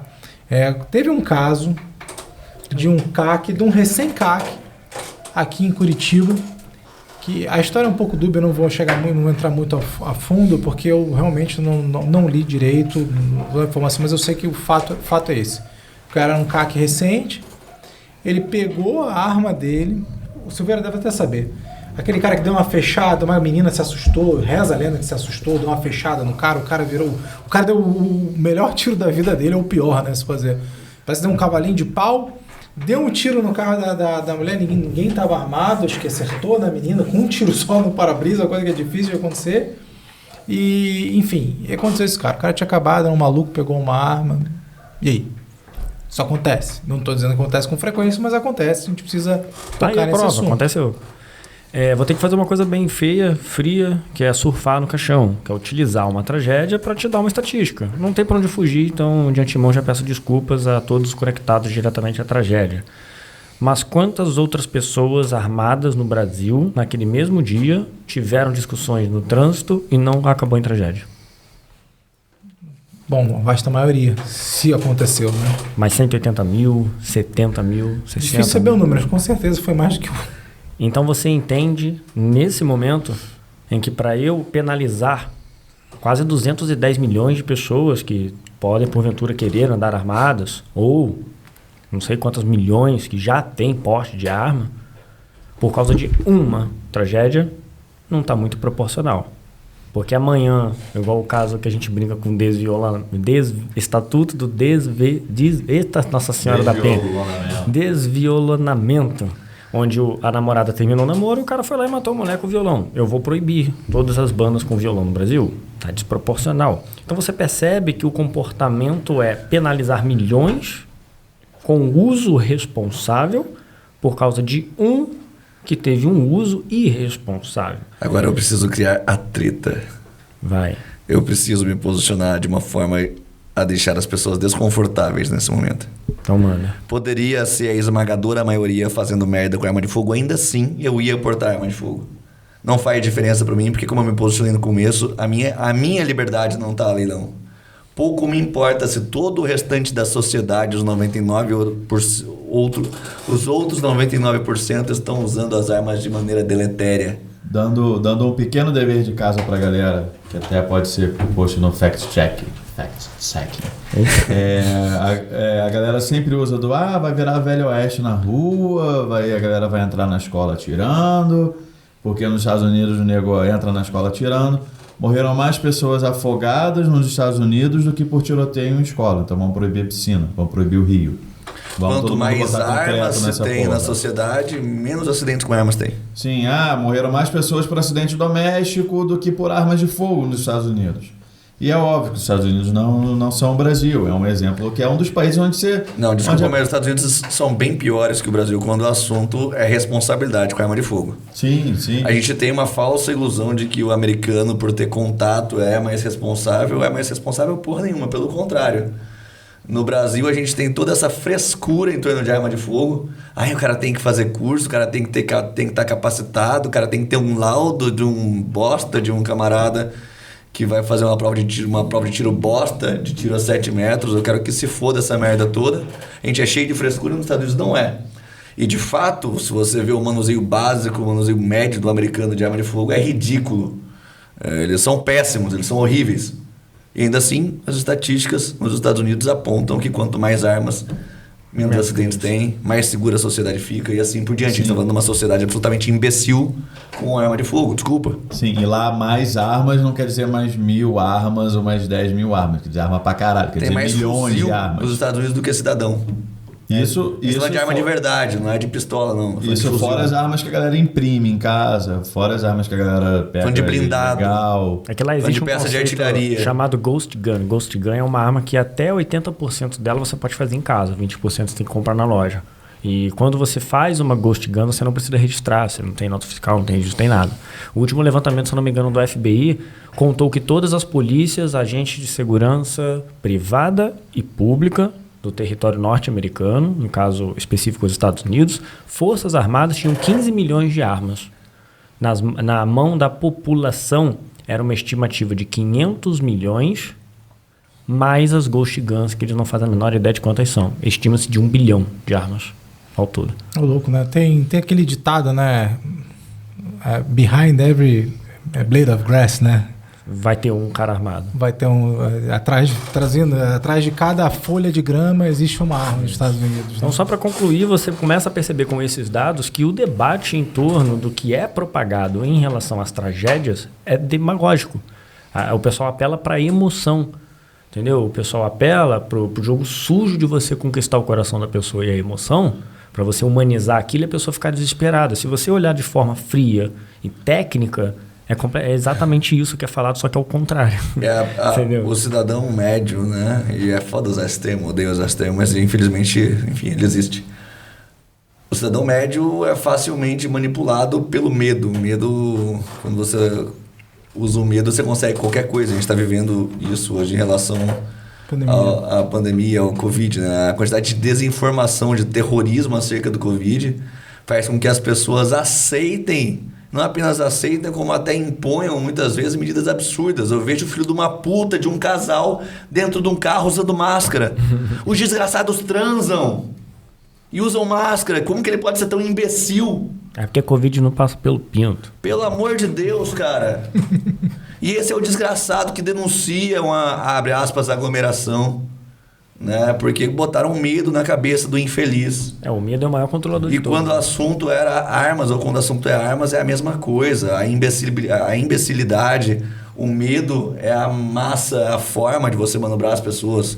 Os filhos da puta do Instituto Sou da Paz, do Viva Rio e dos desgraçados dos políticos que à época do referendo defendiam o desarmamento pagavam os desgraçados dos atores para ficarem chorando, pegavam a piranha da vadia, da viúva para ficar chorando e colocando a culpa na arma. E a mesma desgraçada defendia o bandido que usou a arma para matar o marido. Eu vou botar 2 curiosidades bem E rápidas. política é uma raça desgraçada por natureza. Aqui eu não faço questão de falar. Aqui no Paraná tem uma cidadã que se elegeu reiteradas vezes com base no filho de quem ela já tinha deserdado. Ela deserdou o filho sofreu um acidente, ela se elegeu com base na morte do filho. Meu Deus. Isso é um político médio. É isso aí. E é quem mais foi votado no Paraná. 2 curiosidades bem rápidas. Aqui ele falou da piscina. Tem no site do FBI, Homeschooling Crimes. O FBI levantou nas escolas de crianças, né, de 11 a 14 anos de idade, durante o período de 5 anos, a quantidade de crimes que aconteceram. Armas de fogo, tanto de arma longa ou arma curta ou armas improvisadas, que tinham a sua inicialização, né, pela pólvora, pela arma de fogo, estritamente falando, foram 1.342, se não me falha a memória, de crimes. Enquanto facada foram 14 mil, com as mãos e os pés foram 98 mil. Você não vê ninguém proibindo as pessoas de terem mãos. Então você começa a ver que a coisa é levada para o lado do coração e não da informação técnica. E a outra curiosidade é que o criador do Estatuto de Desarmamento foi assassinado por uma arma ilegal, né? Então, ironia do destino. A primeira e a mais fácil falácia argumentativa que a gente aprende em qualquer livro, em qualquer curso, em qualquer matéria, em qualquer questão de argumentação é o espantalho. É muito mais fácil, em vez de você tentar elaborar um argumento, você criar um espantalho. Um cara que matou uma menina de 12 anos, já estava dirigindo a porra do carro. Se eu tô dirigindo um carro, tem uma pessoa fazendo merda na minha frente, já dá um cavalinho de pau, eu vou atirar nela. Eu quero me defender. Isso é um espantalho. É muito mais fácil você criar um espantalho e falar, homem armado legalmente mata uma menina de 12 anos. E como o Parrini falou, tem umas 58 milhões de pessoas que estavam armados no mesmo dia e que não fizeram merda. Mas é muito mais fácil eu pegar esse um caso e pregar ele na mídia, fazer um espantalho e falar, se todo mundo andar armado vai ser assim. Porra, tem que ser muito imbecil para acreditar nisso. Mas tudo bem, esse talvez não seja independente, né? Eu gosto de pensar que não precisava nesse caso, né, cara? Tipo assim, dar um cavalinho de pau, se você é um cara minimamente porque nós estamos de fora. Eu sei, mas pelo amor de Deus, você tá no seu carro, aquela bolha onde todo mundo fica 10 vezes mais macho, né? Ou mais corajoso dentro de um carro. Se você não for abalroado e tudo mais, tem coisas que não se justificam, né? Eu preciso... Sim, não, exatamente, não justifica. O que eu fico puto é que isso vira um espantalho para pregar contra o armamento. Eu concordo que não dá para pegar um exemplo, né? Não dá para trabalhar com exceções à regra, porque a regra é o oposto disso. Porque 2 pessoas fizeram merda. Sim. A menina, 3 pessoas. A menina de 12 anos dirigindo um carro. Os pais da menina, que são filhos das putas, porque deixaram a filha deles dirigir um carro. Eu nem sei se é essa a história, exatamente. Você está sendo a história, então beleza. Então... Que deixaram uma criança dirigir um carro. É youtuber, né? Sei lá. Isso, deixaram uma youtuber dirigir um carro, que provavelmente ela era muito mimada. E o cara que deu o tiro nela. É uma confluência absurda de merdas. Olha a responsabilidade aí, ó. Todo mundo aí nesse caso. Isso, exatamente. Da mesma forma que ela... Não é passar a mão na cabeça do cara, isso é importante. O cara fez uma cagada gigante. Da mesma forma que teve aí a irresponsabilidade de deixar dirigir, ela de pegar o carro e o cara de atirar, Não existiu da mesma forma, eu me embolei. Mas ocorreram 3 merdas ao mesmo tempo. A tempestade perfeita, como se diz. Exatamente. E o cara conseguir dar um tiro tipo John Wick e acertar em Sim, cheio. é exatamente assim como ela teve a liberdade de pegar um carro e dirigir, o cara teve a liberdade de pegar uma arma e usar. É uma sociedade. As pessoas têm que ter as liberdades. E se fizer merda, desculpa, vai morrer. Se a criança não estivesse dirigindo o carro, muito provavelmente ela estaria viva. Então, pessoal, a gente saiu desse assunto do fatídico aí, do nosso infeliz, do CAC, da menina de 12 anos, de quem tá certo, quem tá errado, enfim. Eu acho que dá pra chegar...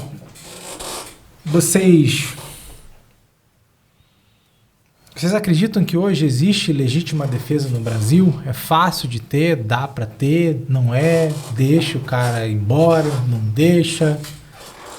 A gente tem que começar pelo termo legal, né? Que é utilizar os meios necessários de forma moderada, vou bater nessa tecla daqui a pouco, para cessar a injusta agressão.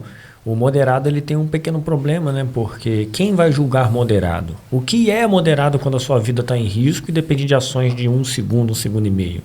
Então é um pouco complicado. Existe legítima defesa, tá? No Código Penal, artigo 25, qualquer meio necessário, de uma arma do CR, que o pessoal fala que é arma para o esporte, mas o Código Penal me permite utilizar estado de necessidade para defesa. Frigideira, celular, qualquer coisa. É meio necessário. Tijolo, Violão, carro. Se for legítima defesa, cai dentro. De forma moderada. Esse moderado tem esse perigo, né? O que é moderado para você quando sua vida está em risco?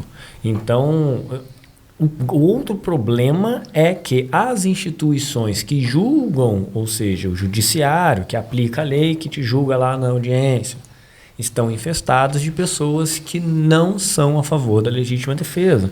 Então tem aquele cenário... lei que não é lei. Tem aquele cenário em que o Estado, através da figura daquela pessoa que está te acusando, vai querer dizer que não foi legítima defesa. A história do moderado, até vale abrir um parênteses, Xará, a gente sempre fala no Papyrus, né, no grupo de estudos aqui da academia.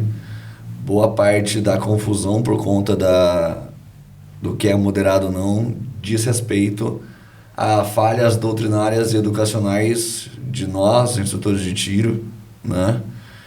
Que por muito tempo permitimos que mentiras continuassem sendo faladas, desinformações fossem faladas, até por questão de estrutura de aula, coisa que a gente faz questão de organizar já nos cursos de nível 1 da academia, né? Uma concatenação absurda de raciocínios falaciosos sobre excesso. E aí a gente começa desde o stopping power, passa por double tap, para munição expansiva, fala sobre número de disparos, fala sobre... Tiro no joelho. Tiro no joelho, essa coisa toda, até um grupo de raciocínios oriundos de décadas de desinformação que leva à formação de juízes, que leva à formação de promotores, que leva à formação até de advogados e de policiais e muitas vezes de cidadãos que entendem, por exemplo, que fazer determinado número de disparos é excesso ou não é legítima defesa, quando fisiologicamente, mais importante até taticamente ou tecnicamente, não faz nenhum sentido, né? A legítima defesa existe, diga-se de passagem, toda defesa é legítima, não fui eu que comecei, então não é legítimo. Pouco importa se o Estado diz que é legítimo ou não. Não começa, que vai dar tudo certo. Não pisa no meu pé, vai dar tudo certo. Não me provoque, não pule o muro, não me bata, vai dar tudo certo. A gente teve um problema, um caso bastante polêmico mês passado do camarada que tomou um soco na cara no próprio estabelecimento e respondeu com um tiro. E teve uma celeuma gigantesca de gente brigando daqui, dali, dizendo que ele agiu em excesso, porque não se responde um soco com um tiro. Eu digo o seguinte, eu teria atirado mais. E, infelizmente, as pessoas não gostam, podem falar que eu teria sido preso, mas ele estaria morto. Só não bater na minha cara que vai dar tudo certo. Que o problema do moderado nesse caso é que tem perigos, uma situação de rua, você não tem juízo para parar a briga, você não sabe quem está com aquele cara, se ele vai voltar armado, se ele vai fazer uma covardia logo em seguida, se ele vai te dar uma facada quando você virar as costas. Então tem perigos ocultos ali. Em um rápido momento de 3 ou 4 segundos, você tem que entender que se o cara está disposto a começar a me dar uma chuva de soco por causa de uma discussão, eu tenho que me defender, porque eu não sei se o próximo ataque vai ser surpresa como foi o soco, e se vai ser com o soco, né? Eu não sei se ele está armado ou não sei se ele está com uma faca. Às vezes você não sabe, não tem nenhum background de luta nem nada, então... e o cara realmente vai te jantar e só te para quando... É perigoso, então... Esse caso é bem engraçado, porque as pessoas veem vídeo, né?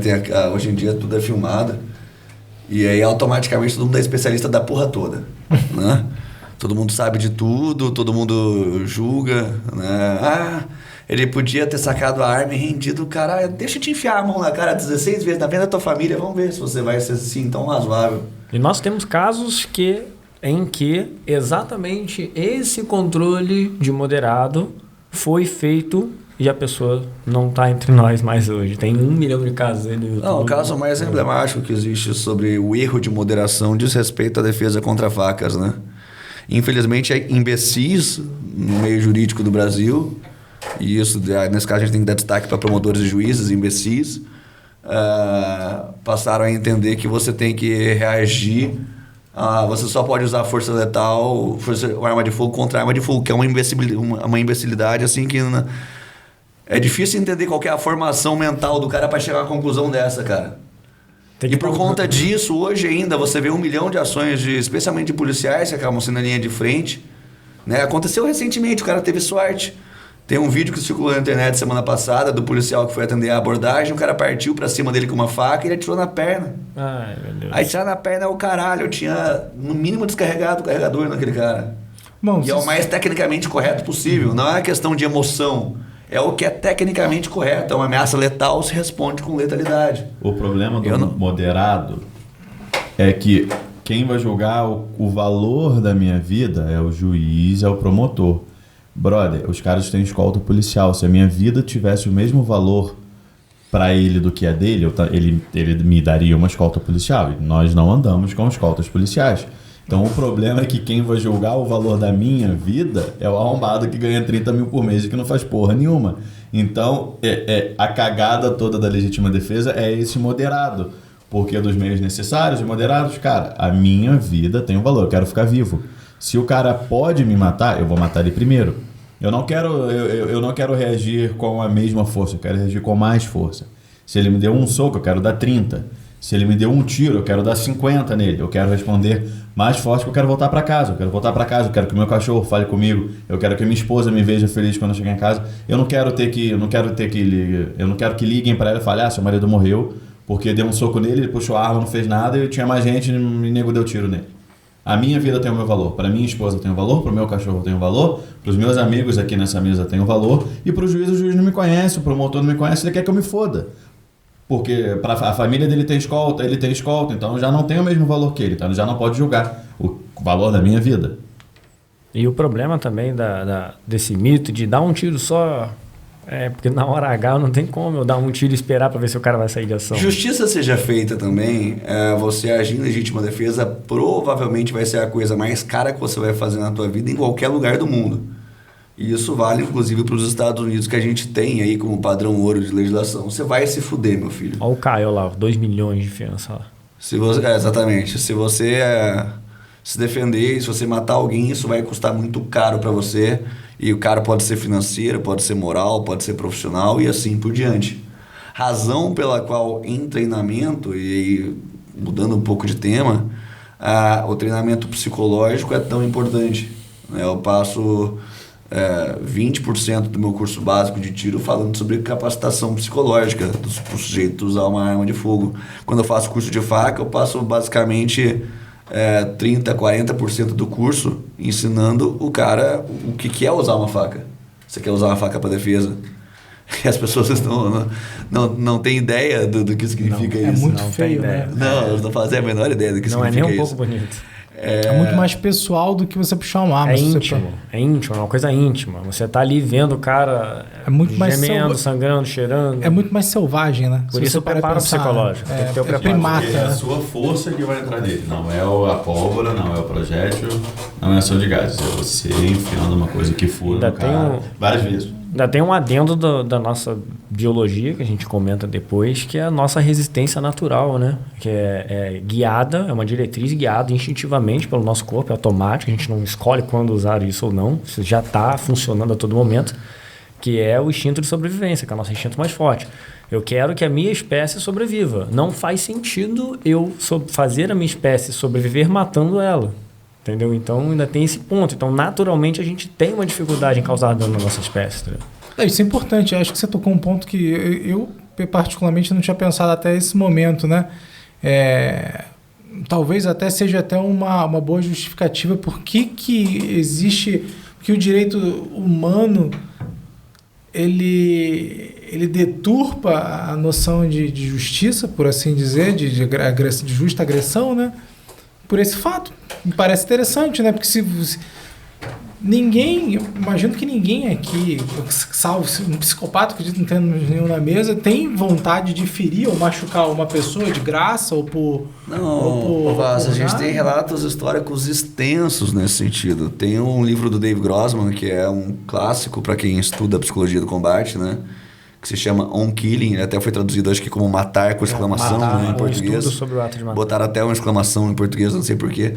Mas que ele analisa exatamente isso, a falta de capacidade das pessoas, em regra, de matar. E muitas vezes, quando o assunto é ensinar defesa... Você eventualmente vai precisar matar. É engraçado. A gente fala sobre, por exemplo, o acesso à legítima defesa, isso tem tudo a ver. Você pega o edital de concurso da Polícia Militar, como o Parrini falou que prestou. Está escrito no edital que a tua atividade envolve matar? Não, com certeza. Então a gente está com o edital da Polícia Civil aberto. Está escrito no edital da Polícia Civil que a atividade policial envolve matar pessoas? Mas envolve, caralho. Começa no edital dessa merda. Qualquer chance disso dar certo. O edital tá errado. Já até filtra metade a descrição do cargo não tá como consta ali, que o teu papel envolve matar. Em última instância, vai acabar tirar a vida de uma pessoa. Sim, porque se ele não vai matar, então nessa ficção toda de que o Estado é responsável pelo uso da força, se não está no edital dele, desse mesmo Estado, que mais uma vez é o problema da situação toda, quem é que vai resolver essa treta então, filho? Porque não tá no trabalho dele, não diz que é isso. Item A, você pode matar uma pessoa. Item B, se você não matar, você vai morrer. Item C, boa sorte. E é daí que surge esse absurdo que a gente tem aí hoje, né? Então, da segurança pública, né? Tem o pessoal de operações especiais com TikTok, tem o youtuber Panicat, o policial Panicat. Bom, o nosso programa da legítima defesa basicamente é esse, entendeu?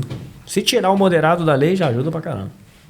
Bom, acho que a gente já tocou bastantes assuntos, não vamos nos delongar mais, mas eu tenho a última pergunta, uma pergunta para encerrar. Até onde vocês querem chegar com o Instituto de Defesa e como? Sobrou pra tudo, com o presidente. Não, essa é uma pergunta, assim, não tem uma resposta assertiva, porque o Instituto de Defesa é uma entidade perene. Então, o objetivo dela não se esgota o objetivo do defesa não se esgota no tempo. Ele é perene, ele é para sempre. E já vai mais um clichê aí para a lista de clichês. O preço da liberdade é a eterna vigilância, né? Então, enquanto houver vida, enquanto houver liberdade, enquanto houver pessoas, o defesa precisa existir para que essas pessoas tenham meios para se defender e para defender a própria vida. E mais importante que a vida, defender a própria liberdade, né? E é importante, eu acho muito legal falar sobre isso. Eu sempre faço as publicações dessa natureza em rede social, né? Quais são os valores pelos quais você morreria? É a pergunta que eu acho que todo mundo tem que se fazer a hora que acorda. Por que eu quero morrer hoje? Qual é a coisa que vale mais que a minha vida? Porque a minha vida é só uma porcaria de uma vida. Eu vou morrer, cara, mais cedo ou mais tarde. Nós estamos morrendo a cada dia, a gente não tá vivendo. Cada dia eu tô mais perto da morte. Então, meu irmão, o que realmente faz, o que te move de verdade? Qual que é o valor que você tem, o que você gosta mais que a tua vida? Porque se você não sabe responder essa pergunta, você não tá vivendo. E eu tenho alguns valores que são bem claros e um desses valores é a liberdade. Eu acho que qualquer pessoa razoável tem que estar disposta a morrer pela liberdade, né? Eu não posso forçar isso para ninguém, isso é um valor interno, idiosincrásico, né? Particular. Mas eu sugiro fortemente que as pessoas perguntem isso. Se perguntar o porquê. Você vai morrer o quê? Assim, decida isso na tua vida hoje, pare para pensar agora. Tá, não é a liberdade, então o quê? Será, sei lá, a tua família, você morreria ou você vai ver a tua família morrer e vai ficar quieto? E vai assistir ela morrendo sem fazer nada? Ou o quê? Sei lá, você pode ser um boçal, pode ser teu carro, não interessa. Mas pelo menos tem uma resposta pra essa pergunta. Ou será que você acha que a tua vida é tão valiosa assim? Tem uma péssima notícia pra você, a tua vida não vale nada. Ela vale muito pouco frente à sociedade, é só mais uma vida. Você vai morrer, fato. Então assim, o que você faz no meio do termo, no meio do caminho é bem importante. Acho que a pergunta também, não só por que você morre, mas por que você vive, né? Exatamente. Eu vivo para ser livre, eu vivo para cuidar da minha família, eu vivo para negócio, e para isso tudo vale a pena eu morrer. Quais são esses valores que são mais caros para você? Sim. Esse é um ponto central que, mais uma vez, tem tudo a ver com as armas. É por isso que a gente está aqui. Se eu tenho motivos pelos quais eu morreria, e agora a parte da treta que arrepia os cabelos das pessoas, então se eu morreria por isso, pode ter certeza que eu mataria por isso também. E assim, justiça seja feita, eu prefiro matar do que morrer. Sim. Né? Você não pode verdadeiramente amar uma coisa se não odiar tudo que faz mal a ela. Viu? Liberdade é o que você faz com aquilo que fazem com você. Olha que sequência de frases bonitas. acho que depois dessa a gente pode encerrar, né? Porque ficou poético o negócio, né? Gostei. Rapaziada, foi um puta de um prazer aqui. Igualmente, todos cara. vocês, Parrini, Caruso. Sucesso no Silveira. podcast do DEFCON. Pô, obrigado aí, Já mas... ganhou um inscrito. Cara, acho que não tem nem melhor maneira de fechar do que vocês já falaram. A gente vai Realmente. ter um monte de haters desse podcast. Cara, faz mas parte. o pessoal- É importante, né? A batalha só é... A gente diz, não é vitória sem luta, né?